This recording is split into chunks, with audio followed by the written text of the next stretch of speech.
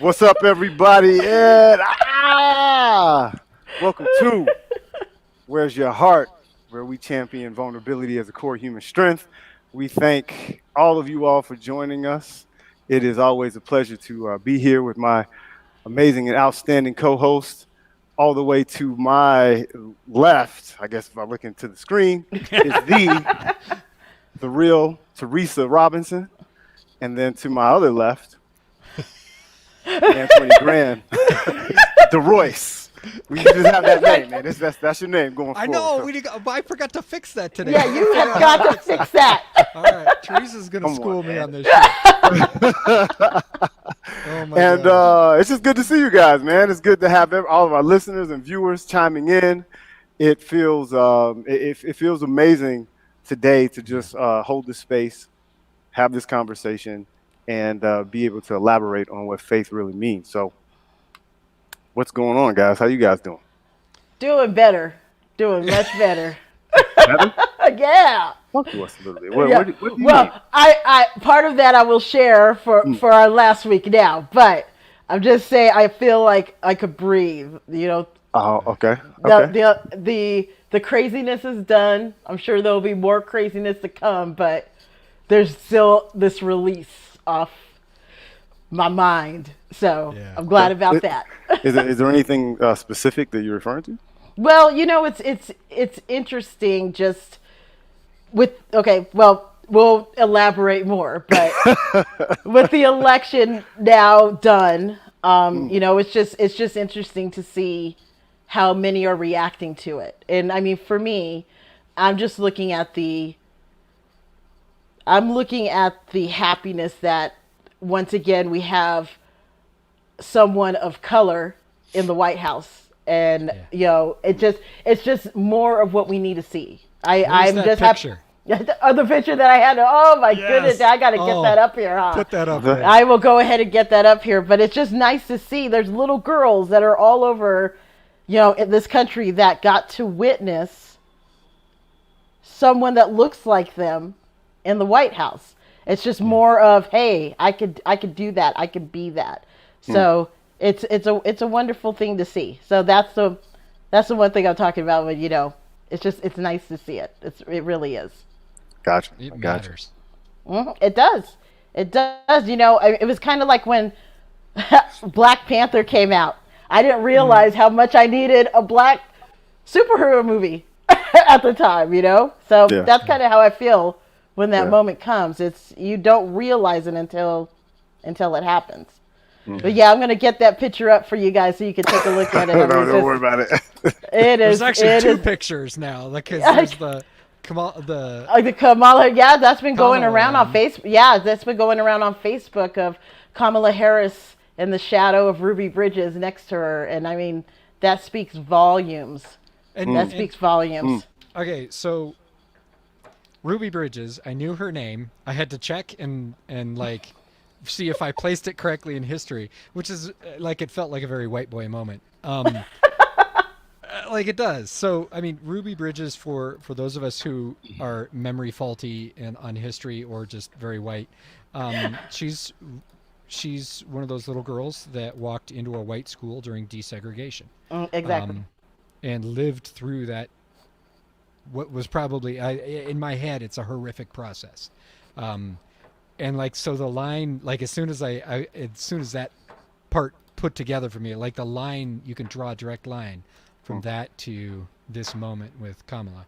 Exactly. So, I mean, even learning the history, because wow, I mean, it is a lot of history learning. But when it comes down to it, when you see I think she was 6 years old.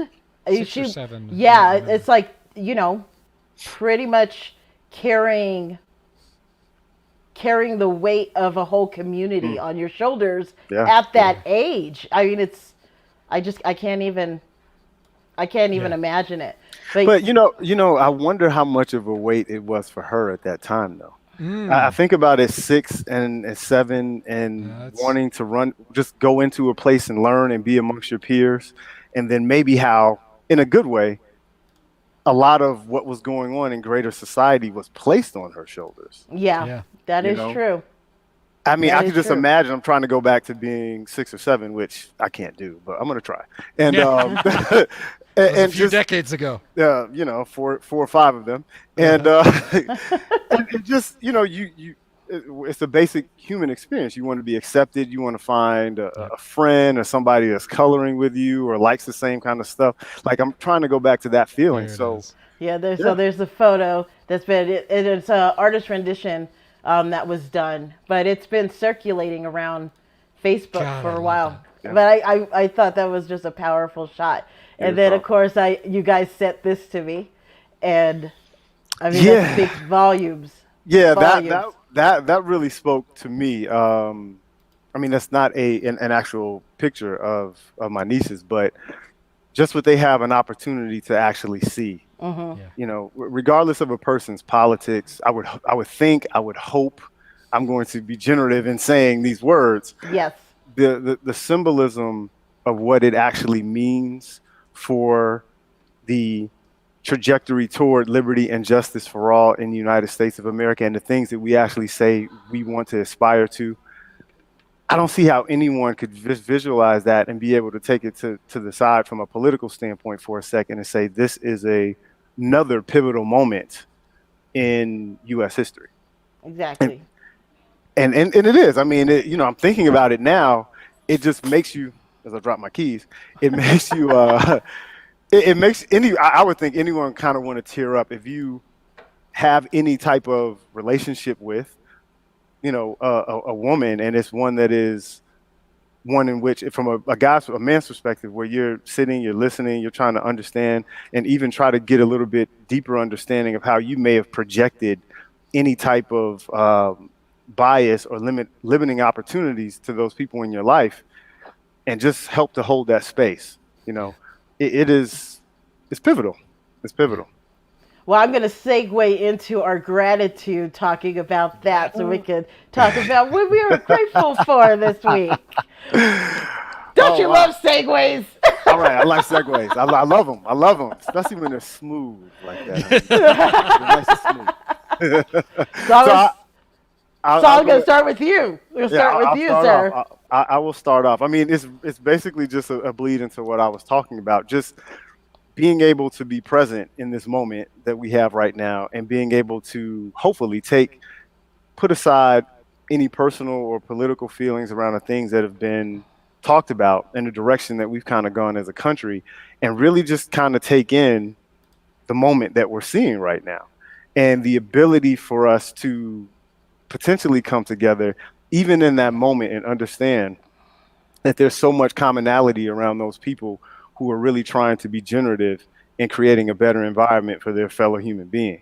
Absolutely. And it sounds very broad and kind of, you know, maybe even to some people never possible, but if it's possible for that moment, then it can be possible over a sustained period of time. That's the way I see it. That's the way I understand it.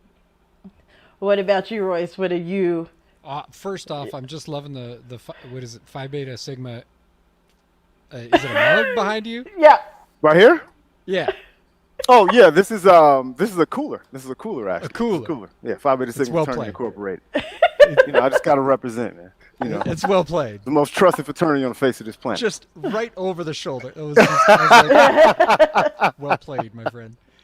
I mean, so I don't know, man. I'm kind of all over the place because like, uh, so I'm beginning to unpucker. I think is how a friend of mine mentioned it, and that's what it feels like to me. Is okay, a little bit of unpuckering. I feel like maybe we'll have 4 years without a Nazi at the microphone. Okay. I also I'm dreadfully scared that white people are going to go back to sleep. And so that's my big question is, all right, so how do we stay awake? How do we keep the motion moving forward? How do we take meaningful steps toward justice? And how do we do that without the Senate? Because we probably are not going to have a Senate majority. So, I mean, there's another part of me that honestly just feels kind of hopeless for this country because Republicans have figured out, as we're seeing right now, that all they have to do is cheat harder. and that's where that party to me becomes illegitimate. To me, the Democrats are barely legitimate, but I can at least have a reasonable conversation there and say, y'all, no, this is a problem. We need to actually look at this. Nothing. You're gonna have to give me something like some kind of gratitude. That sounded. Well, that sounded. Give me some gratitude here. You want the gratitude? Yeah, I want the gratitude. Right now? Here's the gratitude. Sarah and I have been talking the last couple of weeks about so there's that part of us that is seriously looking at an exit plan to get out of this country. And for me, I'm like, okay, we got 4 more years. And what I'm really thankful for about that is that one of the other things we've been talking about is the possibility of her next sabbatical doing a semester at an HBCU out in Atlanta is kind of our dream. We haven't looked at particulars yet, but that would be probably right after I finish my comps, and I would get to take classes while I'm beginning to write my dissertation, or doing the work of the research. I don't know where I'll be at that point because it's a few years off, but like the excitement of that I feel grateful for that, because that really excites me. Being in a place where everything kicks my ass is exciting. So yeah, I guess that's what I'm grateful for. That dream is a little restored. I figure I might have 4 years to maybe get this done.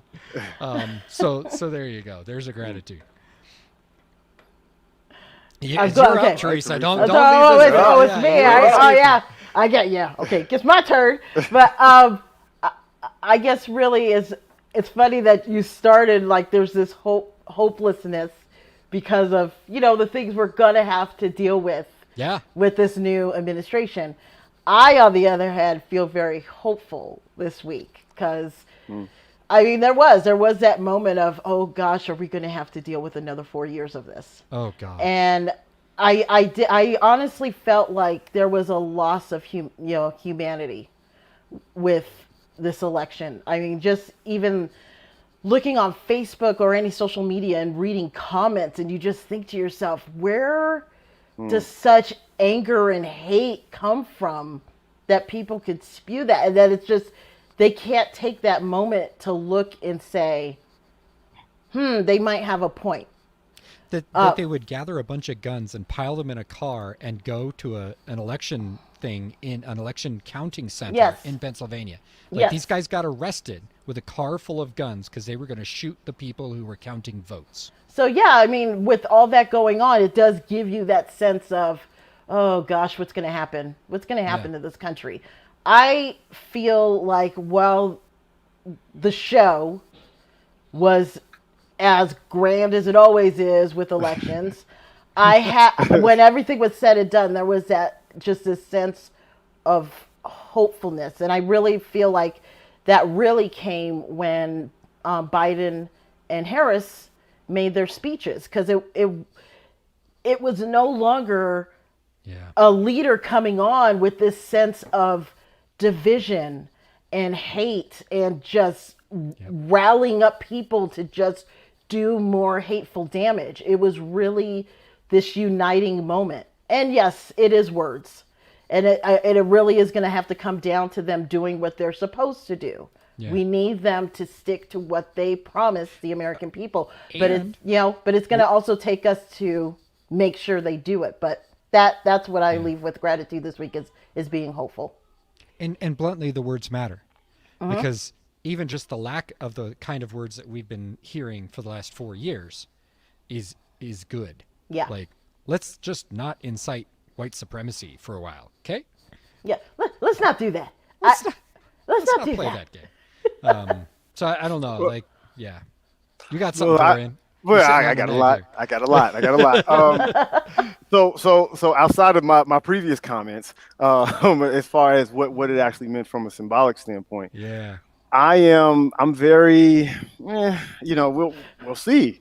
I mean, I'm not excited, but I'm also not like in a place of despair. But for me, it comes down to how do we actually make things tangible? How do we make people feel as if they are receiving the type of justice that they're looking for?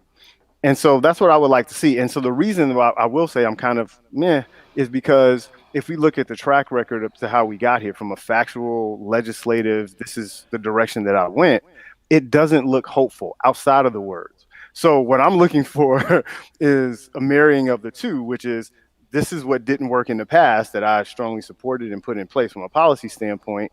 How do we learn from the conversations and truly listening to the greater community in which we show up to serve so that we can actually create something new where we have quick wins, but things that are measurable and sustainable over time. And that's a lot. So that's why I'm, like most times I'm in the center. Well, I'm gonna segue.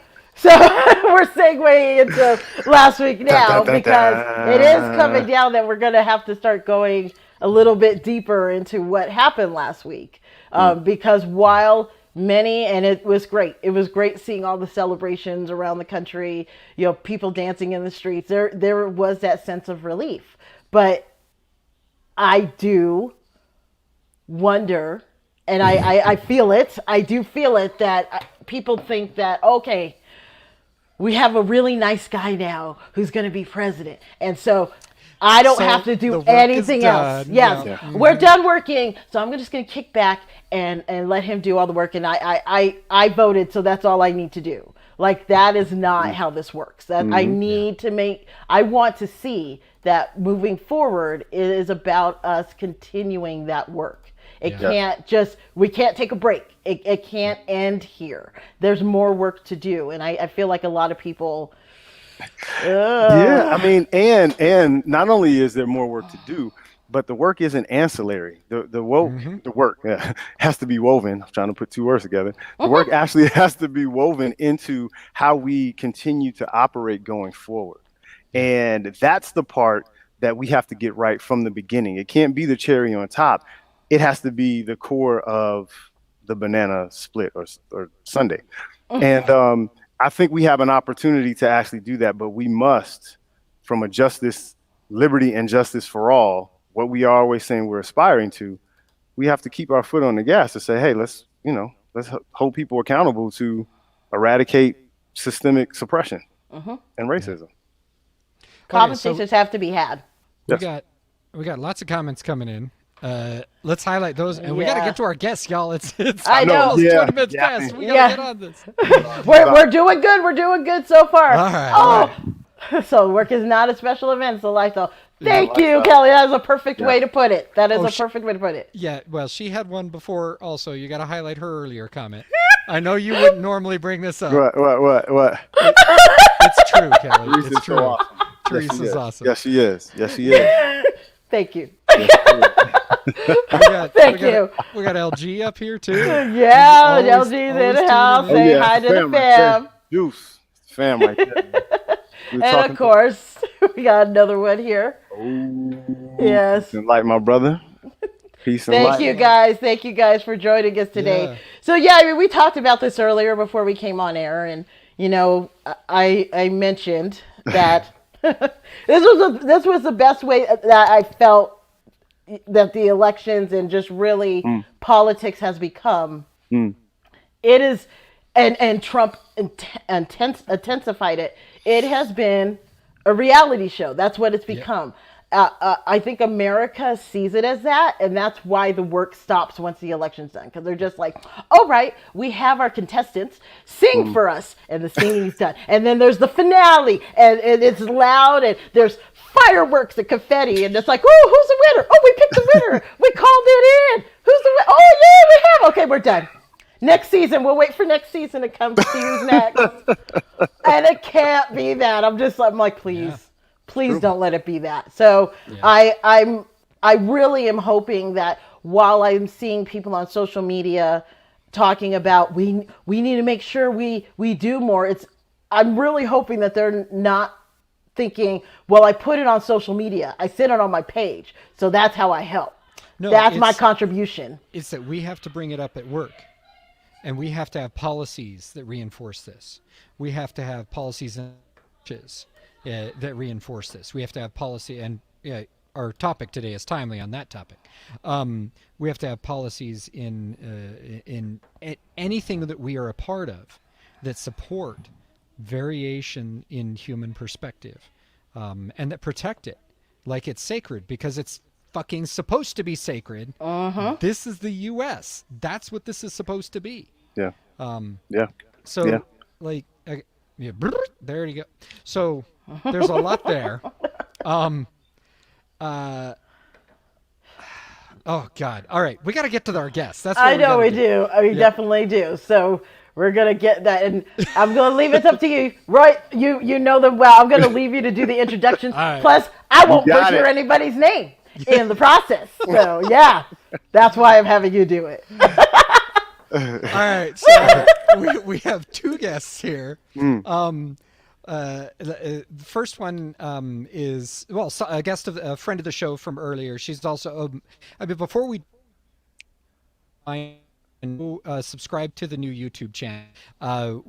Hitting this new to YouTube channel hard. We need to be at 1,000 subscribers by the end of the year in order to properly monetize. We have a bunch of big changes coming up, but they depend on our viewers and our viewers going and chiming up and hitting that like and subscribe buttons so that we do the work that we all want to see this show do. And it's not the three of us faces on the screen right now. It's every single guest that's been on the show that said we need more work like this.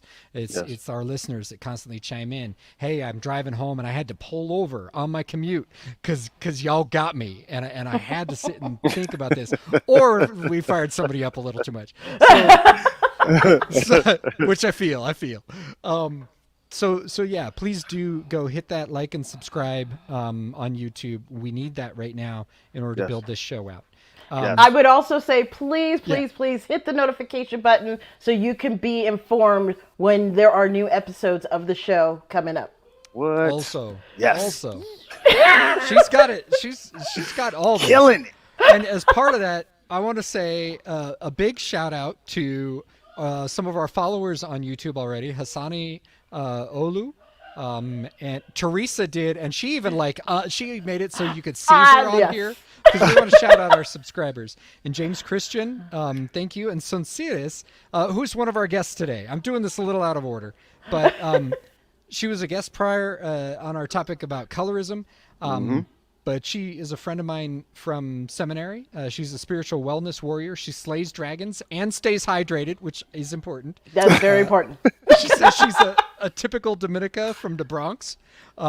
She has graduate degrees in theology and spirituality and is a proudly crowned priestess of Obatala. She's a gifted spiritual director, advisor, and energy healer, speaker, teacher, and writer. And she loves maduros, flowers, red lipstick, and a good twerk. Which, I'm just saying, she made me read this. Is homegirl going to twerk on? That's not going to be. I'm going. No, that's going to elevate this show. I'm just saying. So, a little more. If you go to our link tree, which is on all our social media now, you can find a link to her Instagram, Spiritual Wellness Warrior. Let's welcome Sonsiris. Hey! Hello. Yeah. Y'all making me blush over here. Hey, you wrote that. I know. Right. Nick, it aligns the sacral chakras and the root chakras. So it's all about the spirituality behind this work. Which, there's a whole segment on that right there that we got to do at some point. That is true. Very true. But I'm not okay, making it up. I'm not making it up. It's.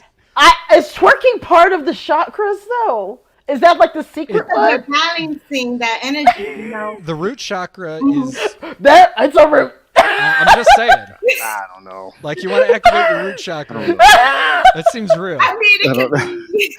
Okay, before we lose focus, let's get Yeah. This is about faith, guys. This is about faith.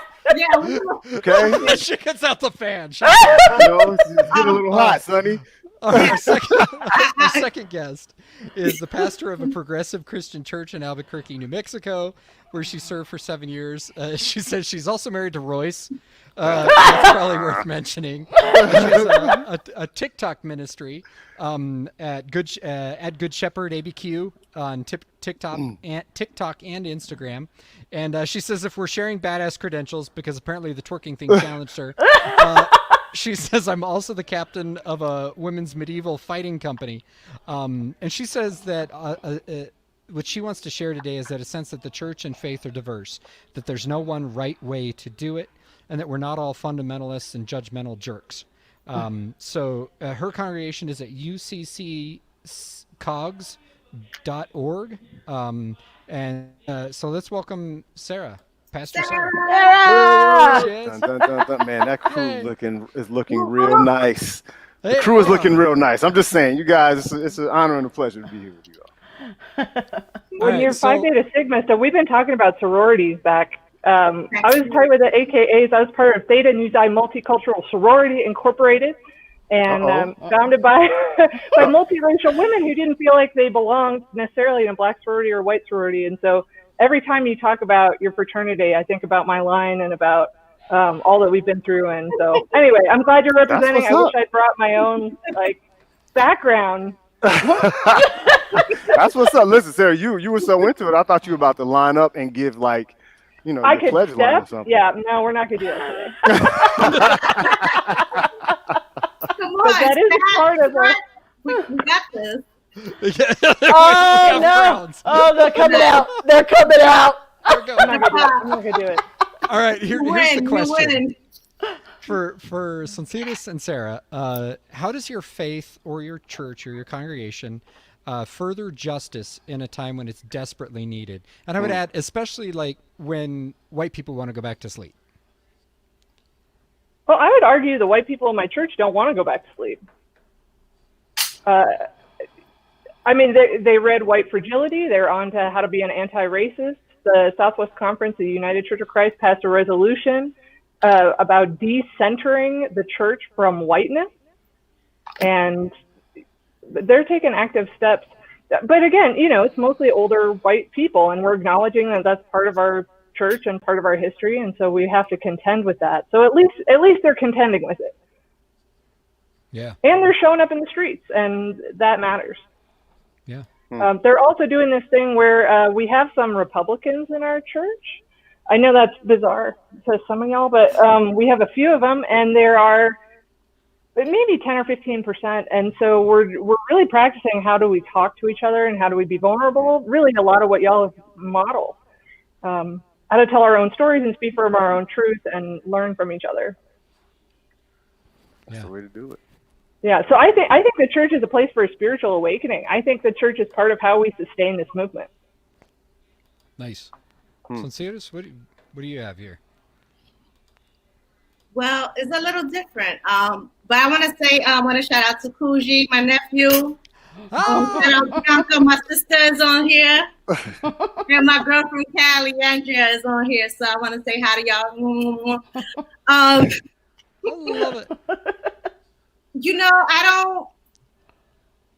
I would say that I'm not as optimistic. I'm more middle of the ground. White folks haven't necessarily shown me a good track record of doing the work with the follow through. We got real relaxed after we got Obama in the office, and then we got Trump, And in terms of, yes, I'm a Christian minister, but you got to also remember I'm Olorisha Obatala priestess. In my tradition, we don't proselytize, and you don't have to follow a certain type of thing except good character. And good character does mean justice oriented and things of that nature. However, everybody has free will. And here's the thing, faith is not for the weak. It is not for the faint of heart and all these things. Spirituality takes discipline, endurance, persistence, hard work. It takes looking at yourself in the mirror and like seeing all your ugly parts, or the parts that could be better, the parts that are festered and infected due to trauma, illness, or whatever that has been that has gathered from childhood, from generational curses, or even from ancestral things. So for me, I'm so happy that Senator Harris is now Vice President-elect. and Biden. However, they were very conservative ticket. Yep. And that does not change for me. So I have very mixed feelings. Like, I'm grateful. I'm glad that the party united. I'm glad that America united. But we need to hold them accountable, and we can't just relax. And so for me, the presidency, like faith, has to be more than, okay, we show up or we do our mail-in ballots and we, post on social media. Is the gritty, the nasty work that you have to do at home, snot coming out your nose. This is some ugly crime. Anxiety. I'm serious, having a major anxiety, battling depression, working through panic attacks, calling on, mentors, getting on your knees and praying. And that's the kind of transformation work that is kind of required, not just for our faith, but for America to really grow into its potential, because we know it's not really been great for a majority of people here. Yeah. So for me, I'm optimistic and hopeful, but I'm not celebrating and I'm not twerking right now. So, you're not twerking? Not so I have to ask, this is a extension of, we talked about faith on a previous show, so we're continuing the conversation. I have to ask, how much harder is it for you guys when there are people going out there in the name of Jesus doing stuff with their guns? I mean, how much harder does it make it for you? Well, I'll tell you. So first of all, I want to say, when you talk about persistence, I actually reached out to Sonsiris earlier this week because I was dealing with an elderly white person who was saying some things that were driving me nuts, who hadn't been through the work. And I was like, how do you do this? Like, my patience is at a limit. I just can't anymore. And she gave me the courage and some helpful tools to help me get through it. So I think community support is absolutely essential if we're doing this work, and everybody's on their journey in a different place. And we can't expect that, somebody who just realized they have white privilege at the age of 85 is going to be in the same place as somebody who grew up as, a black man in America. Like, it's just not going to be the same process, and that's tough. But yeah, on TikTok, I encounter people like that all the time, more so than I have in my whole life. People telling me I can't be a pastor because I'm a woman. But what I feel strong about, again, is that persistence, is that I think there were 3 or 4 of us at the beginning back in March, progressive Christians that got on TikTok. There were less than 1,000 views of our videos, and now we have over 42 million. So we're getting out a different narrative. And so it's when people say nasty things in the name of Jesus, they're participating in religious trauma. Like, I deal with people all the time who've been hurt by the church. And so I feel like part of my call is to not only atone for that on behalf of the church and ask for forgiveness, but then also put out a different narrative. That's the narrative that that a bunch of us are preaching about, love and acceptance and, pushing things forward. So it's interesting. So the two of you all, as a husband and wife team, have said 2 words that I've never heard before. So religious trauma, which I've never heard before. And it immediately made me start to think about my own faith and my own relationship with religion, Christianity, which we can get into in a little bit. But then the second part would be what Royce said was judgmental jerks, which is kind of one and the same. Because if you're saying they're jerks, you're kind of judging them. That's true. But I said that out of love. You can love people. You can love people where they are, but you can also cut them off. I mean, I block and delete people's comments constantly because my ministry is not to them. Right? If we hang a Black Lives Matter flag in our church parking lot or a rainbow flag over our door, it's not to change people's minds. It's to let the community know you're safe here, right? And so, actually, the person I was dealing with earlier this week, who's a white person who was dealing with, upset about the resolution we passed in the Southwest Conference, saying that we need to atone for our sin of collective racism. The word sin is so charged for them because they were told that they were worthless, that they should be ashamed of themselves. And they said, I just can't attach that word to something that we're doing to try to heal our community. Mm. So religious trauma is, wow. Yeah. Mm-hmm. Yeah. We got to shout out a lot of folks here. Penny's chiming in. I talked to your son last Sunday. He's an amazing human, Penny. Thank you for connecting us. And Kuji's, he's jumping on here left and right. It's good to see you on here, man. And Satori, I recognize your name. I'm wondering how do we know? Anyway. Torian from California. That's my best girlfriend is out there. Oh, that's awesome. Yoga Studio. Yes. Andrea, hi, baby. I love it. And is it Jacqueline? I'm not sure, but it's Richie. She say hey. There it is. See, look at this. And Teresa already highlighted a comment from Wes earlier. Faith is not from the weak, and absolutely, he graduated from the same set of seminaries that the three of us went to together. Nice. That's right, Fuji from Star King. I'm trying. I thought Wes was. My brain says Wes was PLTS. I don't remember. Anyway, we got a bunch of. Everybody's chiming in and saying, hey, feel free to give your thoughts throughout the show, because I'm sure people will have a lot of them. It's true. But for you, son, I mean, how do you feel? I mean, it's nice that you were there for Sarah to, be that comfort. But how do you deal? How do you deal with them? Yes. Okay. Yeah. Yeah. I'm like, you called me son. I wasn't sure. That is one of my many nicknames. I can imagine you have a lot that you could use. I mean, really, you can break your name down in so many ways. CD, son of Iris, the Most High. No, I'm just saying. I'm gonna bring myself up though. Stop playing. Do it. I'm having short people problems, so excuse me. I have like 3 or 4 pillows, and I'm still not like. For my faith journey, it's like this. I don't have to defend Jesus. My man got it. He has it on lockdown. I don't have to. If somebody says, this in the name of Jesus or whatever, I don't necessarily feel like a personal trigger. I don't feel the need to argue with people that don't want to listen and that always want to be right. That's not my conversation. That's not my ministry. Early in my ministry journey, I could have done anti-racism work.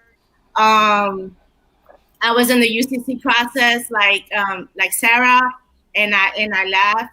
Because I've become more and more clear the battles that I don't want to have. And I'm not going to have a battle where I'm defending Jesus. I can have conversations about what his journey was like and how we can parallel that in our own journey, how we can learn from his wisdom. But I'm not here to have theological arguments that are just for mental masturbation. No. There's other forms of masturbation that are better than that. We need a hashtag that. That needs to become a hashtag. That's going to trend. We're going to trend that, people. Telling you. Mental masturbation. It is. People go to the academy and you're in this PhD program and we're talking about, some obscure theologian. And I can stay with it. Trust me. But the thing is, to what end? Yeah, why waste your time? Just for self-edification, if no one can really understand what this theology is really saying, if we can put it into practice, what is the use? Okay? And that's the connection to what's happening right now in politics and what we were just talking about, just to lead up to that point, is if it can't be applied and the people who need to feel it the most feel it the least, correct. What's the point? What's the point? If we have to make it digestible, we have to make it bite-sized pieces. If we have, are you on TikTok yet? You know what? I just downloaded TikTok and I'm like, how do I work this thing? You saw that good stuff? Oh my God! You need to be my TikTok mentor, Kat. We will talk. We need to TikTok and talk the tick. So there's a great community. When you talk about bite-sized pieces, man, that's what I'm talking about. Like the amount of religious trauma that I feel like I've been a part of healing, that has been a massive thing for me this year, to tell kids, no, you can be gay and love Jesus. You're not going to hell for it. And for them to say, I've never heard that. Or, like, I can't be out in my home, but I could be out in your church. Yeah. And so that's part of the work. And and we got to remember too, that's like one worldview.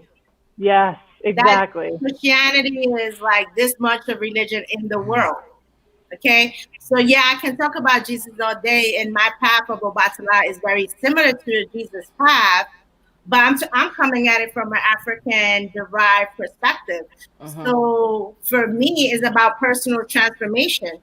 It's about, what am I doing in my home? What am I doing when I walk outside? What am I doing with my friends in my community? How am I every day, every step I take, am I living into my priesthood? Because my priesthood doesn't come because I have a church. It came from my initiation. It came from my ordination in Cuba, but it doesn't mean that is to proselytize or say anything one way or another. It's about my personal walk. And if my personal walk can't demonstrate to somebody how Obatala will walk the earth, then I'm failing. And that to me is the measure. If somebody can't look at my life, now don't microscope in, because I am very, very human. Let me just tell you, I'm so human. I make mistakes. But that's part of the point. But if you look at the picture and they can't say, wow, Obatala is walking with this person.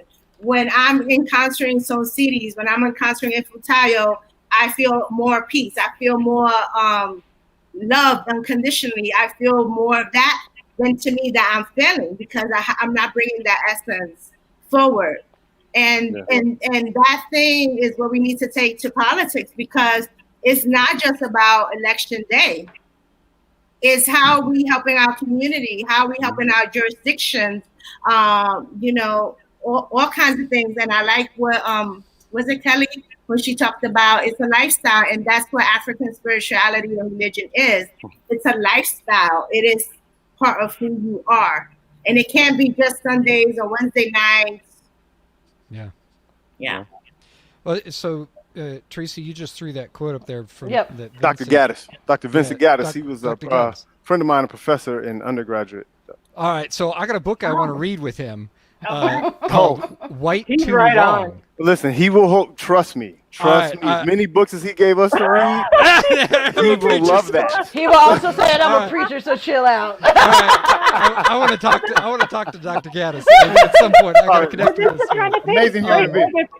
Like so many people need to hear what Dr. Gaddis. Now I'm talking over Royce. I'm sorry. Bad habits.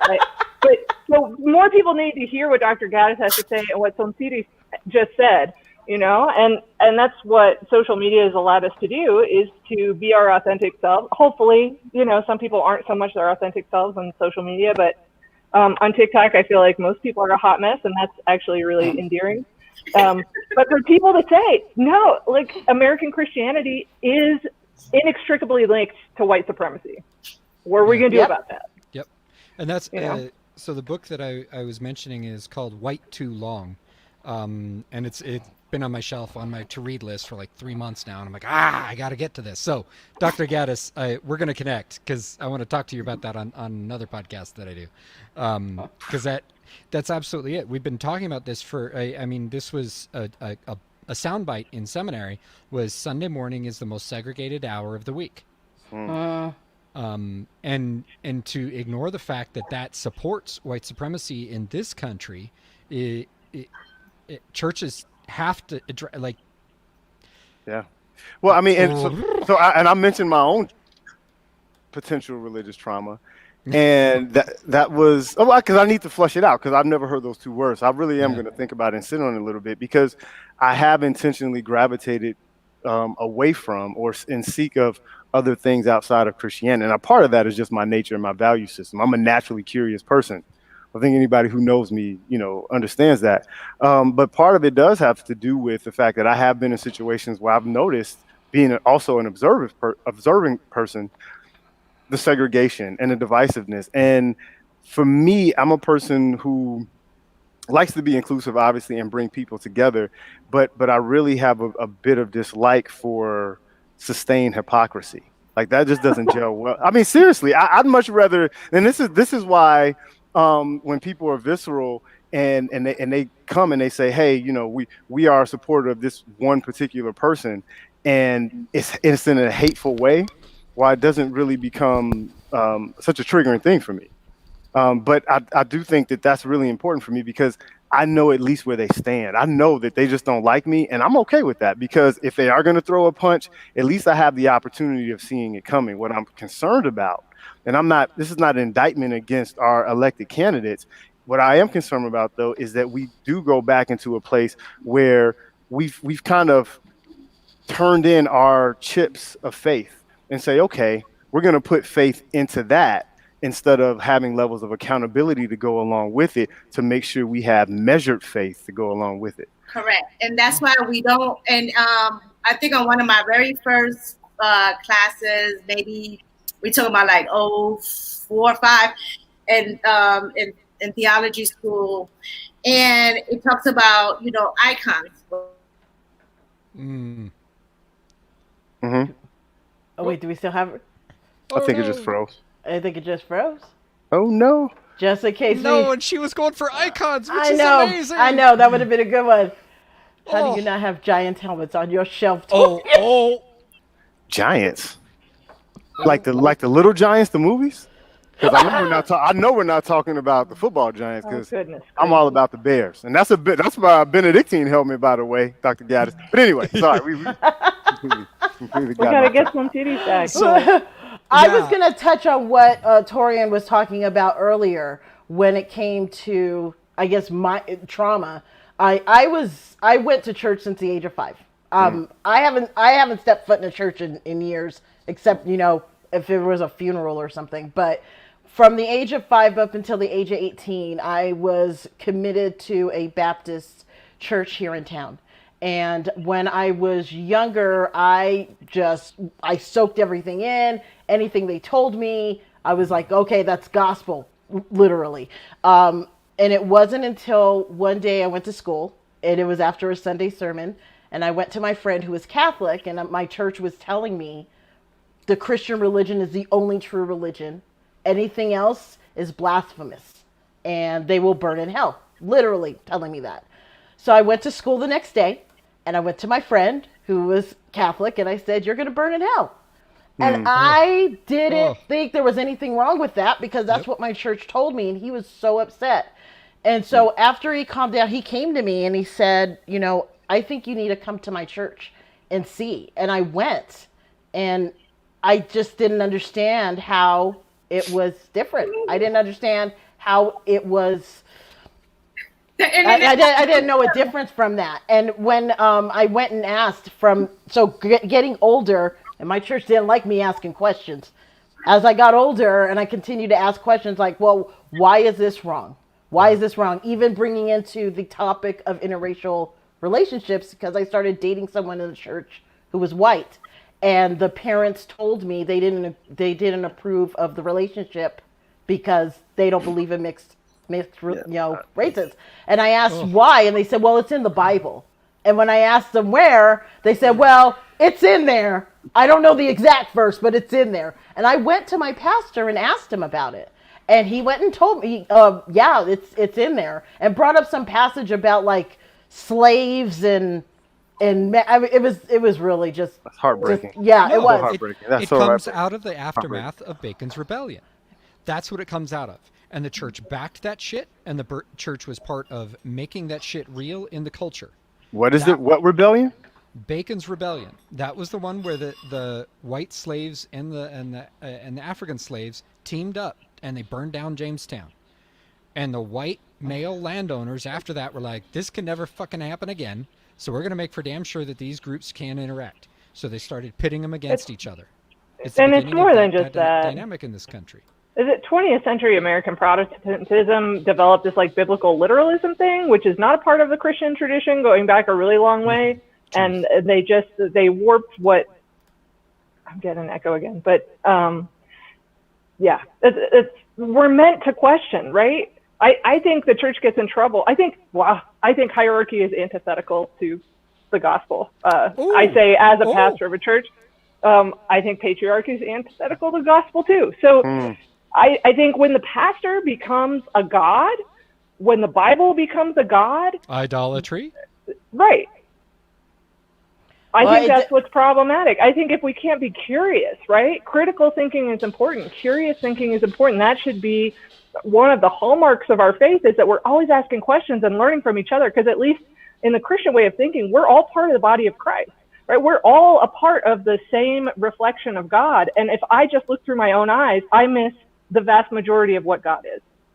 Well, with Torian touching, when he used the word hypocritical, that was the one thing I felt. And that's why when somebody asked me, which is really hard being in the Black community, because I swear it's like, I think that's where most people in the Black community see themselves.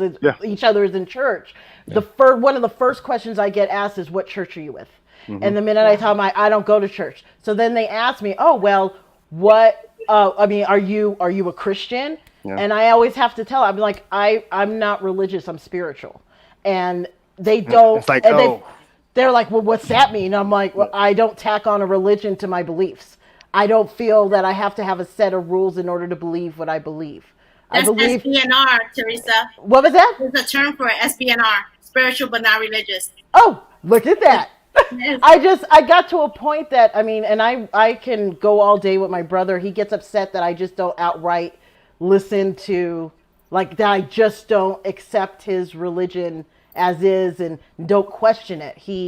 It drives him nuts. But I'm like, I believe there's a higher power. There has to be. It would be completely arrogant of us to think that there isn't. I believe that when the time comes, there is going to be a place to go. There's like, I feel like there's bits and pieces I picked up from religion. Like, but other than just tacking myself onto a religion in order to, feel spiritual or have faith, that I've never been that kind of person. And I have a hard time just even being able to engage in a situation where people can't even see God and the universe around them. Like, how can you be preaching something and you can't even sit still and listen to people who are saying they're in pain, I need help, and you refuse to listen, and you justify it through whatever means or tools that you have to substantiate how you feel. Like, to me, that's a dissonance, and it's those are the type of environments that it's very difficult for Torian to be in, which is one of the reasons that I wanted to create this show, because I wanted to create space where it's like, hey, people, we just come in, we can hash it out a little bit, and if we were in the same place, we'd go have a drink, tea or beer or whatever you prefer. And I don't know. I like the application of faith and a sustainable application of it. Again, like Sonny said, we all make mistakes. Yes, and there's an aspect of that in every single major theist-based religion. But for me, and I don't want to start rambling off like the places that I've been able to be a part of, but I'll just name one. So I had a chance. What's that? Humble brag? No. I'm going to talk about one place. No, seriously, I'm not. So just going to Lumbini, which was the birthplace of Buddha in Nepal. Oh, yeah.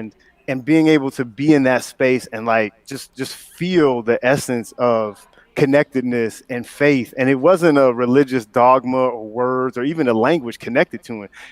It was a feeling that you felt at every sense of your being, from a cellular level to a spiritual level to a physical level. And it was just that grand, but also just that myopic. And having that experience in different places, there isn't one human culture that had it right for everybody. I haven't seen any type of consistent evidence in our behavior to substantiate that. I haven't. We're not supposed to. Right. We're not supposed to. One ring to rule them all? No? This is the ring that rules them all. Yes, somebody has history. I always have to come back. No, but the internet, it was funny because the internet doesn't stop me from Amazon shopping, but right when I was about to tell y'all, don't make icons out of politicians, it cut off on me. But that's the thing, right? In Theology 101 is, what are we making an icon out of? You're not supposed to make an icon out of Jesus, but you're also not supposed to make an icon out of the Bible. Yep. You're not supposed to make an icon out of anybody, really. Not no politician, not a spiritual guru, not our parents, not our partners. Do you understand? So, and it's interesting. So the iconography topic was really a tough one for me to relate to in seminary, taking a class specifically on iconography and learning the tradition, because a lot of Eastern Orthodox Christian traditions have iconography as part of it, but it's fundamentally different from the way we deal when we talk about icons here. When I mean iconography, I don't mean iconography in the visual form. A part of iconography, the art form, we're talking about icon, like this book can become an icon. Technology can become an icon. How Trump became an icon for people. You understand? And that's why Kamala, Senator VP-elect Harris cannot become an icon. Yep. Neither can Biden. Neither can any political figure ever become an icon, because then it means the work has become external, and so we've given it to them, and then we lose accountability, we lose responsibility. And in my tradition, we've got to maintain our own accountability. We got to maintain our own responsibility, and that's how faith then works, because it is working through me, and then my little drop in the water adds to the different layers, which adds to the collective, which adds to the greater world together. But no one can ever be an icon, and that's very hard to do, especially in a Christian context. So Dr. Gaddis nailed it again. Idolatry, that's what we're talking about here. Yeah. But what you just mentioned, I think, is probably the most important thing, is that the reason idolatry is spoken against so strongly in the Christian Bible, the Christian scriptures, is because it gives over responsibility to somebody else, and we were never meant to do that. Right. Yep. I'm an atheist, so I mean I'm outside this whole thing in different ways, but that's, I think, all the more important to me. I am. I mean, I relate to people who are Christian, who are a variety of different faiths and beliefs, but that point of the responsibility, personal and collective responsibility, that idolatry eases that guilt, and that's why it can't be celebrated. And that includes making idols of ourselves, right? That includes making idols of our own beliefs. And that's why, right, the church that says, we've got to figure it out and you're going to hell. No, it's about living in the mystery and asking questions and saying, no, we don't have all the answers. Let's have a dialogue with each other and figure it out, especially with people who are different from us. We're going to give us a broader view. Yes, that please. Needs to be the goal. More of that, please. And I can't believe we're almost out of time. We gotta wrap, y'all. Yeah, so we're wrapping it up with our more, better, different. So what do you want the viewers to take away from today's topic? Short. Buyer beware. Buyer beware. Do not, really examine and take time to consider who, you're speaking to, what you're subscribing to. If there is a leader or someone that tells you, hey, I got it all and I done figured out and I reached the mountaintop, run. Get the fuck out of here with the quickness. Okay? I'm a spiritual director, I'm ordained, all that, and the first thing I'm gonna let you know is I'm human, I make mistakes. I'm gonna give you what I'm feeling in my interpretation of what God's giving me through messages. You have to go figure out how it resonates for you and how you bring it and interpret it and relate it back to your life. And you should ask questions, absolutely, because that was the greatest source of spiritual manipulation and abuse and trauma that I've had, Torian, is when I didn't question those things. When I just took it, right? Yeah. And I thought that person just had it all, like that elder just had it all, and they didn't. And so that's what my faith teaches me, is that the divinity. I don't know if you can hear my aunt. She thinks she's in the mountains. But the divinity resides in me, and so I have to go back within myself. You understand? Mm-hmm. And that is, I hope, what we all can gain it from the African spirituality is that divinity resides in us. And so we go back to ourselves. What about you, Sarah? I think stay curious. I think she nailed it, really. I do think community is really valuable. I think community shapes us, whether we like it or not. So the question is, which community are you going to choose to be a part of? And how are you going to let yourself be? I mean, we started out talking about fraternities and sororities, right? That's a community that fundamentally shapes you and forms you into who you are. What communities are we going to choose? And within those communities, how are we going to keep ourselves accountable and keep one another accountable? That's a good one. Yep. Absolutely. Yep. Absolutely. So we have to share some big news too. So in addition to doing this, a big topic today. We have this is good news. This is good news. It's great news. It really truly is. Torian, kick it off.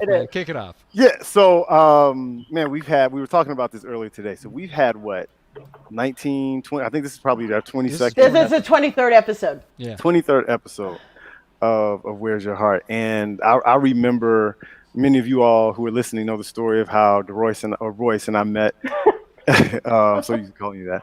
And just there was an immediate connection, but then organically we came to this determination of creating this platform where we can kind of hold space and it to be centered around vulnerability. And so just to see that journey, and for all of you all who are watching to be a part of it has been amazing. And it will continue to be amazing as we move forward, because right now we're in season 2. Now, specifically what's going on with me is I'm actually in the process of transitioning. I'm going to be moving to another state. I took a very important and a large position with an organization, and that's going to open up a whole lot of doors of opportunity, not only for the things I'm doing personally, but actually for the show as well, and just creating that narrative around what diversity and inclusion actually looks like. So that being said, I'm going to be moving from in front of the camera to more of a production side and making sure that we kind of get the show and grow the show out the way we need to. But yeah, I won't be necessarily the person that's holding space visually for everyone to enjoy. So that's the big news. That's the kind of the softest way I can say that. So here's what this means, folks. We're gonna scramble things up next week. First off, next week is Torian's last Monday on screen. There may be future things we don't know. Still in negotiations, so to speak. But I just have to show this. This is what we were worried about. Stop it. Stop it. Right? Right? It's true. It's Torian's just thinking we could just phase it. Like, he's going to take over producer. No. And I'm going to come to the front. They won't know. It's just another black person on camera. This is a larger space. This is not about one person, right? Oh, boy. So, I'm sorry I had to say it. But no, I mean, honestly, the whole premise of the show is that it's not about one person. It's about the message, and that's what we'll continue to do when we're here. It's creating that safe space to talk openly and not feel like it's gonna. Yeah. So that's what that's gonna continue. Yeah, absolutely. And that's what we're excited about too. Is it means Teresa is going to shift more to an on-screen role. So